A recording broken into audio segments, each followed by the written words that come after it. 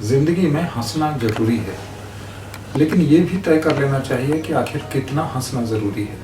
क्या हर बात पर हंसी आए ये ज़रूरी है, या ज़िंदगी में दुख, निराशा, संताप, खीज, गुस्सा ये चीज़ें भी उतनी ही ज़रूरी हैं जितनी कि हंसी।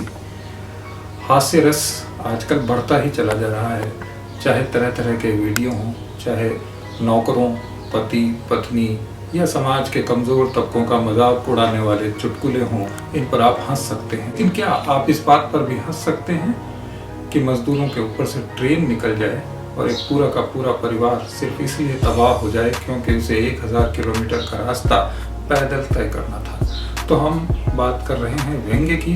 व्यंग्य जीवन में हंसने का मौका तो देता है, लेकिन साथ ही कुछ सोचने, गुस्से और खींच का मौका भी देता है। इस व्यंग्य का शीर्षक है अफसर का पेड़।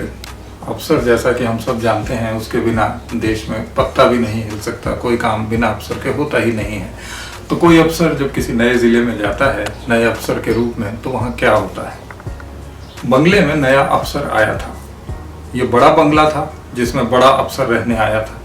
छोटा अफसर जैसे बड़े बंगले में नहीं रह सकता, वैसे ही बड़ा अफसर छोटे बंगले में नहीं रह सकता। वो अटता ही नहीं उसमें। बड़े बड़े बंगले मिलकर सिविल लाइंस कहलाते हैं, बड़े बड़े अफसर मिलकर नौकरशाही कहलाते हैं। अंग्रेजों के ज़माने से यही कायदा चला आ रहा है। बड़े अफसर को बड़ा बंगला मिलता है, छोटे अफसर को छोटा बंगला मिलता है। जो अफसर नहीं होता उसे कुछ नहीं मिलता है।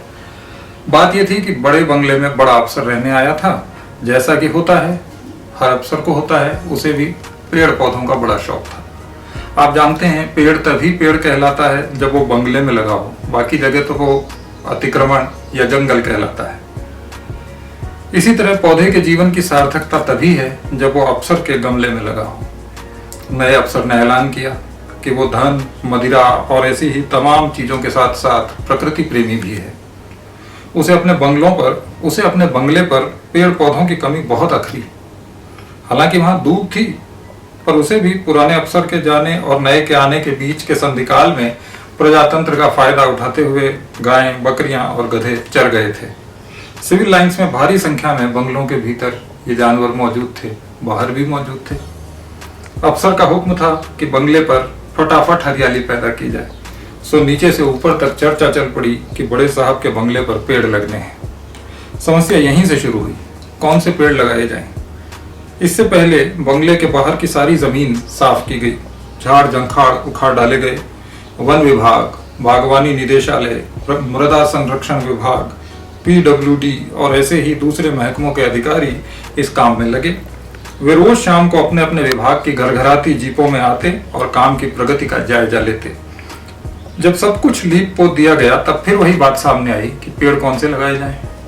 अधिकारी एक मत नहीं थे, इसलिए बड़े साहब ने इस विषय पर विचार के लिए एक बैठक का आयोजन किया, क्योंकि बिना बैठक कोई फैसला हो नहीं सकता। बैठक में सभी विभागों के प्रमुख उपस्थित थे। इसकी अध्यक्षता बड़े अफसर ने की। सबसे पहले PWD के मुखिया ने कहा कि बंगले की सफाई कर दी गई है और कोई 2 बीघा जमीन निकली है जिसमें साहब जो बताएं वैसा विकास कार्य करवाया जा सकता है। वे चाहें तो छोटा स्विमिंग पूल भी बन सकता है या पेड़ पौधे लगाए जा सकते हैं। जैसा आदेश हो, उनका विभाग तत्पर है। अफसर ने कहा, नहीं, स्विमिंग पूल नहीं बनेगा। हम प्रकृति प्रेमी हैं, इसी धरती की गोद में खाते खेलते हैं, हमें पेड़ पौधे पसंद हैं। आप सब लोग सुझाव दीजिए कि बंगले में कौन से पेड़ लगाए जाएं। जिले का विकास अधिकारी सबसे पहले बोला, सर, आप सबसे बड़े अफसर हैं, इसलिए आपके यहाँ सबसे बड़े लंबे पेड़ लगने चाहिए। सबने तायीद की। जिले का PRO यानी जनसंपर्क अधिकारी थोड़ा कवि मिजाज था। उसने कहा, सर, यहाँ अमलतास, मौलसिरी, कदम, बोगनविलिया, देवदारू ये पेड़ लगाए जाने चाहिए। अफसर बोला, क्या बकवास करते हो PRO साहब, हमें कवि सम्मेलन थोड़ी करवाना है, कवियों नहीं, पेड़ पौधों के नाम बताइए। PRO विनम्रता पूर्वक बोला, सर, ये पेड़ों के ही नाम हैं। अफसर ने कहा, अच्छा, हमने नहीं सुने, बड़े टेढ़े मेढ़े नाम हैं। पेड़ों के नाम तो बबूल, पीपल, नीम, शीशम वगैरह होते आए हैं। हम प्रजातंत्र के अफसर हैं भाई, कोई जन साधारण वाले पेड़ बताओ। अतिरिक्त कलेक्टर ने सुझाव दिया, सर, आम, पपीता, अमरूद, अनन्नास वगैरह के पेड़ लगवा देते हैं, बच्चे फल तो चूसेंगे। क्या धरा है बाकी पेड़ों में, देखने भर के होते हैं। डरता सहमता कृषि अधिकारी बोला, आप बजाय पेड़ों के गेहूं या धान क्यों नहीं रुपवा देते? अफसर ने उसे ऐसी नजरों से घूरा कि वो खुद ही चुप हो गया। जिला बागवानी अधिकारी ने कहा, कुछ क्यारियों में गुलाब लगवाए जाएं और बाकी जगह अशोक, नीम और फर्न के पेड़ लगवाए जाएं तो बंगले की सुंदरता को 4 चांद लग जाएंगे। लेकिन ये थोड़ा महंगा काम होगा। तभी जिले का ट्रेजरी ऑफिसर, जो इस बात के लिए मशहूर था कि आल्पिन तक का बिल बिना ऑब्जेक्शन के पास नहीं होने देता था, बोल पड़ा, नहीं नहीं नहीं, विकास के काम में धन की कोई कमी आड़े नहीं आने दी जाएगी। सब अपने अपने सुझाव दे रहे थे, मीटिंग चल रही थी पर कोई नतीजा नहीं निकल रहा था। जिला आबकारी अधिकारी ने भी सुझाव दिया। उसने कहा कि खजूर के पेड़ लगवाइए ताकि वक्त पड़ने पर ताड़ी भी निकाली जा सके। तभी जिला शिक्षा अधिकारी ने एक मास्टरोचित बात कर दी। उसने कहा, सिर्फ बड़े साहब के बंगलों में ही नहीं, सिविल लाइंस के सभी बंगलों में एक ही जैसे नीम आदि के पेड़ लगाए जाएं। उसको सबने एक साथ डांटा। एडीएम ने कहा, शट अप, आप जानते नहीं हैं, बड़े साहब इस शहर में सिर्फ एक हैं, शहर ही नहीं जिले में सिर्फ एक हैं। हमारे आपके पेड़ उनके पेड़ों की बराबरी कैसे कर सकते हैं? पेड़ तो लगेंगे पर सीनियरिटी और हायरार्की के हिसाब से, समझे? अब मीटिंग थोड़ी गंभीर हो गई थी क्योंकि अफसर ने सबको एक साथ घूरा और कहा, पौधों पर भी तो चर्चा कर लीजिए। पौधों के नाम पर तो ऐसा लगा जैसे सारे अफसर एक मत होकर आए। बोले, सर अमरबेल, इससे बढ़िया परजीवी कोई होता ही नहीं है। पेड़ भले सूख जाए पर ये उससे चिपटी रहती है और उसे पूरा चूस कर भी चिपटी रहती है। अफसर ने फिर पेड़ों पर बात की। एक बोला, यूकलिप्टिस लगवाइए, उससे लंबा कुछ नहीं होता और मंत्रियों के बंगले पर भी वही लगा हुआ है। ये जमीन के आसपास का सारा पानी सोख लेता है और बरसों तक किसी को पता भी नहीं चलता। वन अधिकारी बोला, शीशम ठीक रहेगा सर, उससे फर्नीचर भी बन जाएगा।